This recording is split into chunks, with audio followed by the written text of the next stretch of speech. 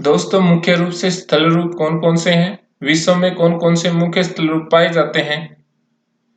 उन स्थल रूपों का निर्माण कैसे होता है? जय हिंद दोस्तों, आज की वीडियो में हम इन्हीं क्वेश्चंस का आंसर फाइंड आउट करेंगे। साथ में इनको अच्छे से समझने की कोशिश करेंगे ताकि फ्यूचर में अगर इनसे रिलेटेड कोई क्वेश्चन हमारे एग्जाम में आता है तो हम उसको आसानी से डील कर सकें। दोस्तों, अगर आपको यह वीडियो अच्छा लगे तो आप वीडियो को लाइक जरूर करें।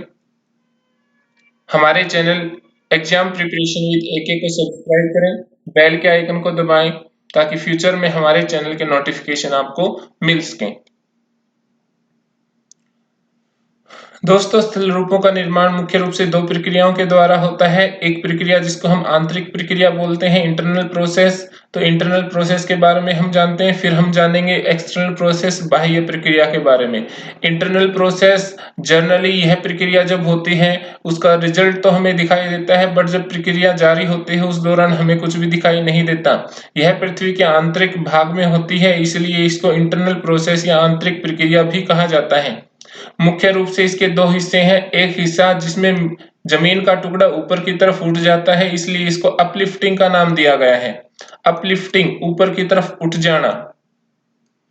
इसका रिजल्ट तो हमें दिखाई देता है नए लैंडफॉर्म की फॉर्म में, नई स्थल रूप की फॉर्म में, बट यह प्रक्रिया जब होती है तब हमें दिखाई नहीं देती, इसलिए इसको आंतरिक प्रक्रिया का नाम दिया गया है। दूसरी प्रक्रिया जिसमें जमीन का कोई बड़ा सा हिस्सा नीचे की तरफ धंस जाता है, मिट्टी जमीन के नीचे की तरफ धंस जाती है, इसको हम सिंकिंग का नाम देते हैं। यह भी एक आंतरिक प्रक्रिया है। मुख्य रूप से इन दो आंतरिक प्रक्रियाओं के फलस्वरूप कई सारी स्थलाकृतियों का स्थल रूपों का निर्माण होता है। दूसरी प्रक्रिया वह है जिसको हम एक्सटर्नल प्रोसेस या बाह्य प्रक्रिया बोलते हैं। बाह्य प्रक्रिया में दो मुख्य रूप से प्रोसेस शामिल होती हैं। एक जिसको हम इरोजन बोलते हैं, दूसरी प्रोसेस जिसको हम डिपोजिशन बोलते हैं। दोनों के बीच हम अंतर जानेंगे। एक स्थान मानिए जिसका नाम हमने ए दिया है, दूसरा स्थान जिसको नाम हमने बी दिया है। ए स्थान से मिट्टी विंड के द्वारा, वायु के द्वारा या फिर वाटर के द्वारा, पानी के द्वारा एक ए से बहाकर बी पर लेकर जाई जाती है। तो ए स्थान के बारे में हम कहेंगे कि यहाँ से मिट्टी का अपर्दन हुआ है, इरोजन हुआ है, और बी स्थान पर जहां पर इसको इकट्ठा कर दिया गया है उस स्थान पर बोलेंगे डिपोजिशन हुआ है, निक्षेपण हुआ है। तो दोस्तों, बाह्य प्रक्रिया में मुख्य रूप से इरोजन और डिपोजिशन, अपर्दन और निक्षेपण दो मुख्य रूप से भाग हैं। किस किस प्रकार से ये होते हैं ये हम जानते हैं चित्र के द्वारा। सबसे पहले चित्र में आप देख सकते हैं कि वायु के द्वारा अपर्दन हुआ है। यहाँ पर कोई रेगिस्तानी इलाका है, वायु के द्वारा मिट्टी को, रेत को बहाकर दूसरे स्थान पर लेकर जाया गया है। इस प्रकार से वायु के द्वारा किए गए अपर्दन की वजह से एक नए स्थल रूप का निर्माण होता है। फिर हम जल के द्वारा इरोजन देखते हैं। जल के द्वारा किया गया अपर्दन, किसी भी नदी के तट पर आपको यह ऐसे सीन जनरली दिखाई दे जाते हैं जहां पर पानी के द्वारा मिट्टी को काटकर दूसरे स्थान पर लेकर जाया जाता है। इसलिए इस स्थान पर हम कहेंगे कि मिट्टी का अपर्दन हुआ है। जहां पर जिस मैदान के अंदर या जिस डेल्टा के अंदर मिट्टी को जमा कर दिया गया है नदी के द्वारा, उस स्थान के बारे में हम कहेंगे कि उस स्थान पर मिट्टी का निक्षेपण हुआ है। तो यह दो मुख्य रूप से प्रक्रिया थी जिसमें एक इंटरनल प्रोसेस थी दोस्तों, दूसरी एक एक्सटर्नल प्रोसेस थी। आंतरिक प्रक्रिया हमें दिखाई नहीं देती जिसमें अपलिफ्टिंग और सिंकिंग की प्रोसेस शामिल है, और एक्सटर्नल प्रोसेस जो हम ऑब्जर्व कर सकते हैं, देख सकते हैं, जिसमें मुख्य रूप से इरोजन और डिपोजिशन शामिल है। अब स्थल रूपों के बारे में चर्चा करते हैं दोस्तों। स्थल रूपों में मुख्य रूप से जो स्थल रूप आता है वो है पर्वत या माउंटेन्स। माउंटेन्स के बारे में अगर हम जाने तो माउंटेन्स अपने आसपास की जमीन से ऊंचे होते हैं, इनका एलिवेशन हाई होता है। माउंटेन्स को अगर हम बेस से देखें, नीचे से देखें, तो नीचे से ये चौड़े मिलेंगे और इनकी जो चोटी होती है ऊपर की तरफ हिस्सा वो पतला होता जाता है। नीचे से ब्रॉड होते हैं, ऊपर से नैरो होते जाते हैं। सी लेवल से काफी ज्यादा ऊंचाई पर होते हैं। और बहुत सारे माउंटेन्स तो दोस्तों बादलों से भी ऊपर होते हैं, क्लाउड से भी आपको ऊपर दिखाई देंगे बहुत सारे पर्वत श्रृंखलाएं। अब जैसा कि हमें पता है ट्रोपोस्फेयर के अंदर, सौर मंडल के अंदर जैसे जैसे हम ऊंचाई पर जाते हैं तो यहाँ पर मुख्य रूप से दो परिवर्तन आते हैं। पहला परिवर्तन, वायु का घनत्व या वायु की जो डेंसिटी होती है वो डिक्रीज होती है। वायु का घनत्व कम होगा। दूसरा, जैसे जैसे हम ऊंचाई पर जाएंगे जो टेम्परेचर होता है, जो तापमान होता है, उसकी वैल्यू डिक्रीज होती है। तो तापमान की वैल्यू डिक्रीज होने की वजह से अगर हम अधिक ऊंचाई पर पहाड़ों पर जाते हैं तो वहां हमें बहुत ठंड महसूस होगी, यानी कि मैदानों की बजाय जो पहाड़ी इलाके होते हैं वो ठंडे होते हैं।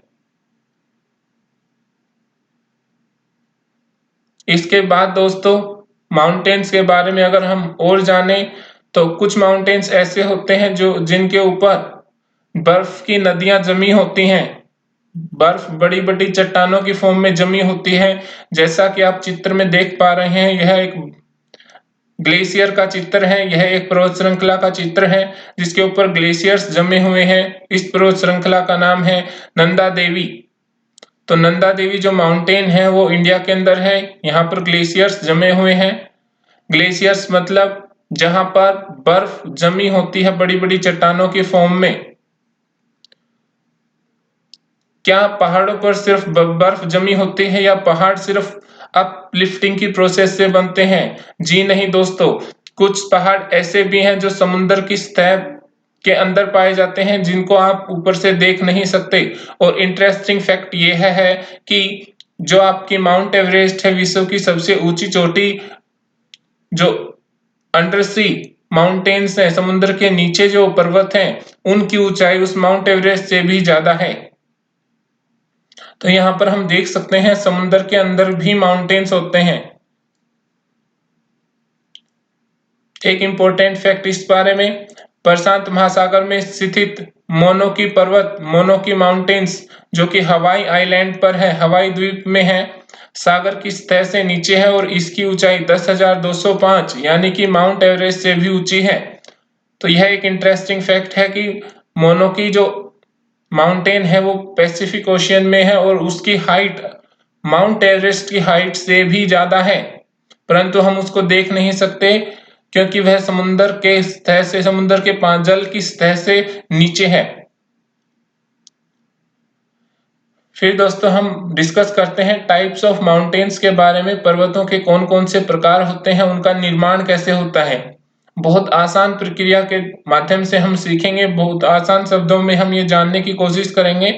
दोस्तों वीडियो को लाइक कीजिए अगर आपको यह अच्छा लगता है तो मुख्य रूप से पर्वत तीन प्रकार के होते हैं: fold mountains, block mountains, volcanic mountains. हम बारी बारी से तीनों के बारे में, फोल्ड, ब्लॉक और वोल्केनिक माउंटेन्स के बारे में जानेंगे और यह भी जानेंगे कि विश्व में मुख्य रूप से कौन कौन से फोल्ड माउंटेन, विश्व में कौन कौन से मुख्य रूप से ब्लॉक माउंटेन्स और वोल्केनिक माउंटेन्स पाए जाते हैं।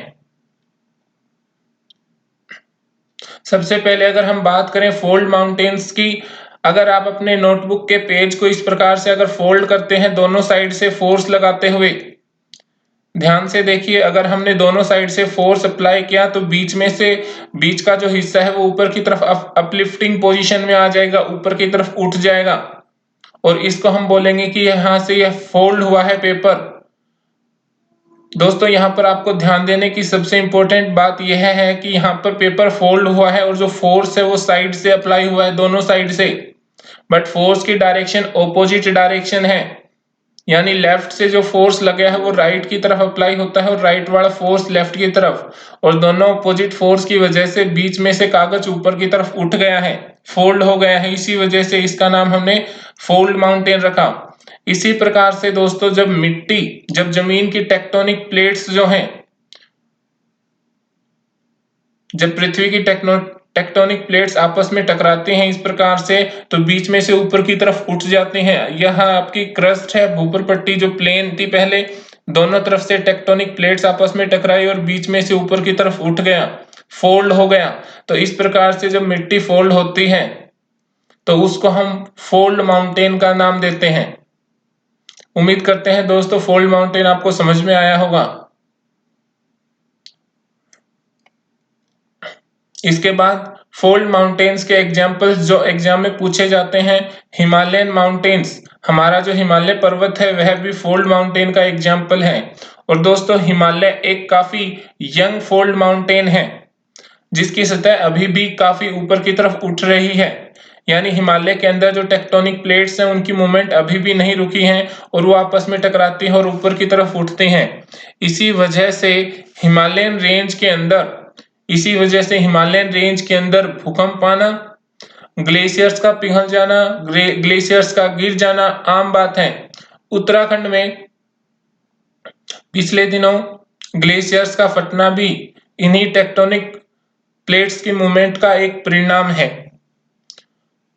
तो यहाँ हमने जाना कि जो हिमालय माउंटेन्स है वो आपका फोल्ड माउंटेन का एग्जाम्पल है। साथ में जो एल्प्स माउंटेन है, एल्प्स माउंटेन भी आपको याद रखना है, फोल्ड माउंटेन का ही एग्जाम्पल है और दोनों काफी यंग फोल्ड माउंटेन है। इसके बाद हम जानेंगे कि क्या कोई ऐसा ओल्ड माउंटेन भी है जो फोल्ड माउंटेन की फॉर्म में हो, वलित पर्वत की फॉर्म में हो। तो आपका जो अरावली रेंज है, अरावली पर्वत श्रृंखला, वो दुनिया की सबसे ओल्डेस्ट माउंटेन फोल्ड रेंजेस में से एक है।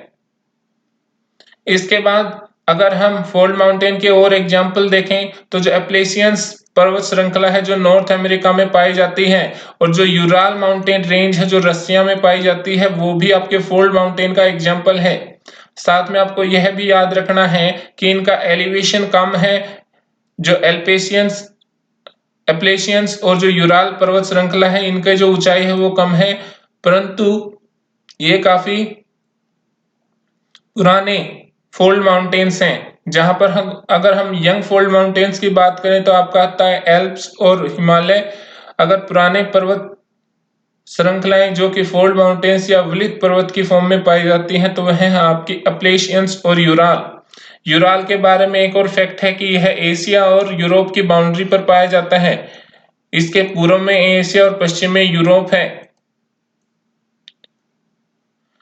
इसके बाद दोस्तों दूसरे प्रकार के जो माउंटेन्स हैं उनको ब्लॉक माउंटेन्स भी कहा जाता है। आसान शब्दों में हम जानेंगे कि ब्लॉक माउंटेन्स क्या होते हैं और उसके मुख्य रूप से कौन कौन से उदाहरण हैं।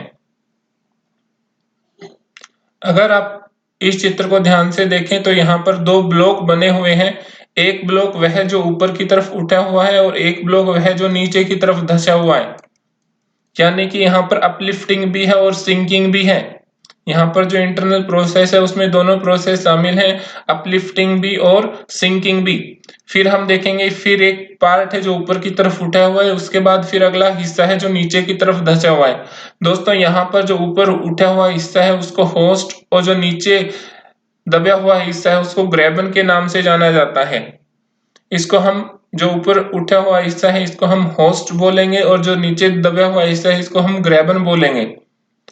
तो आपको ने देखा कि यहाँ पर हमारे ब्लॉक्स बने हुए हैं, एक ऐसा ब्लॉक जो ऊपर की तरफ उठा हुआ है और दूसरा ब्लॉक जो नीचे की तरफ धंसा हुआ है। तो इसी वजह से इस माउंटेन का नाम भी ब्लॉक माउंटेन्स होगा।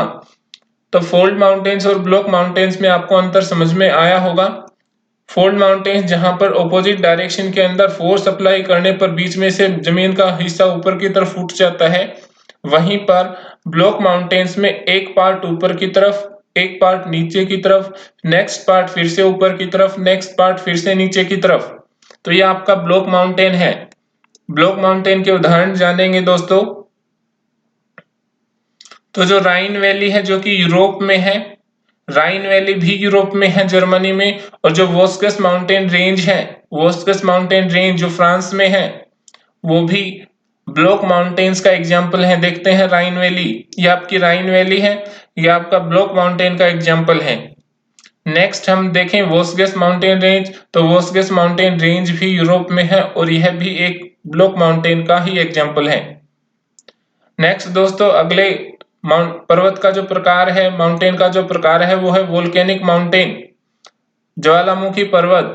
तो देखिए नाम से ही स्पष्ट है कि यहाँ पर यह है जो पर्वत है वह किसी ज्वालामुखी की वजह से पैदा होता है।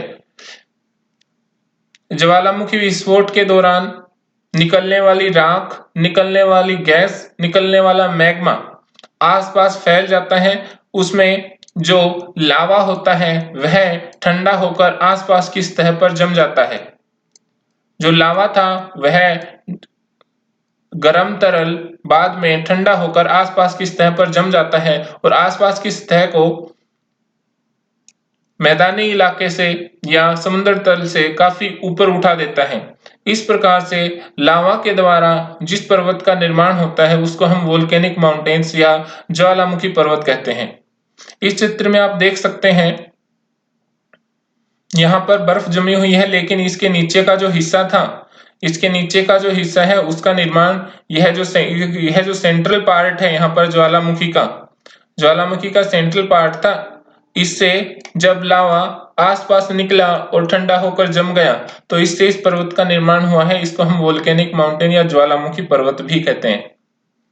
मुख्य रूप से ज्वालामुखी पर्वतों के जो उदाहरण हैं वो हमें याद रखने होते हैं, जिसमें से एक आता है माउंट किलिमंजारो। माउंट किलिमंजारो दोस्तों अफ्रीका में है। दूसरा है mount Fujiyama. Mount Fujiyama Japan में है। माउंट किलिमंजारो देखिए, यह आपको चित्र जितना सुंदर दिखाई देता है, ज्वालामुखी विस्फोट के समय यहाँ पर उतनी ही ज्यादा प्रॉब्लम्स होती हैं लोगों को। तो माउंट किलिमंजारो जो कि ज्वालामुखी से बना हुआ है वह अफ्रीका में है, और माउंट फुजियामा आपका जापान में है। बच्चों, ज्वालामुखियों के भी अलग अलग प्रकार होते हैं। ज्वालामुखियों की विशेषता हम जानेंगे किसी दूसरे वीडियो में। अगर आपको ज्वालामुखी या भूकंप से संबंधित वीडियो चाहिए तो आप कमेंट बॉक्स में जरूर कमेंट करें।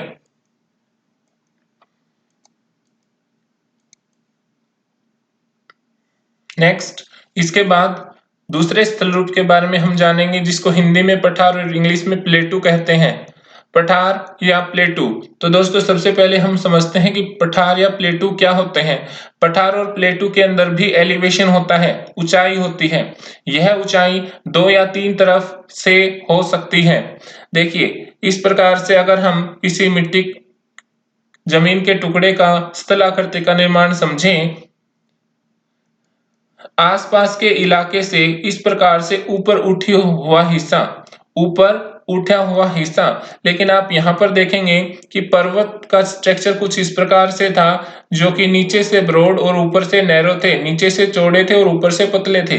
लेकिन यह आकृति आपको किसी टेबल की तरह दिखाई देती है। तो सबसे पहले क्वेश्चन जो आता है एग्जाम में, किस जमीन को टेबल टॉप लैंड भी कहा जाता है?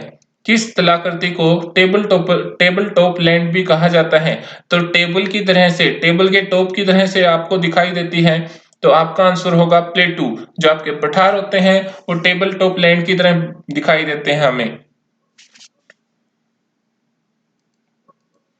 पठारों में और क्या क्या विशेषताएं होती हैं, चलिए उनके बारे में जानते हैं।